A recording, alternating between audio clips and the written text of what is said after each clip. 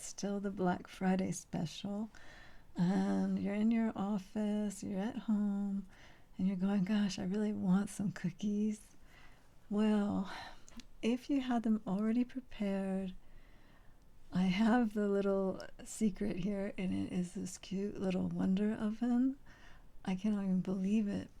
It is air fry, it is a roaster, it bakes, it will preheat something, it'll broil, and of course you can use it as a toaster. But there it is. If you have the cookie dough already prepared, you can bake, it looks like about 5 really nice sized cookies. And now, since you've been working out so much with your bangles on, there's your cookie maker. And of course, you could use it, for your grilled. These are really great for grills.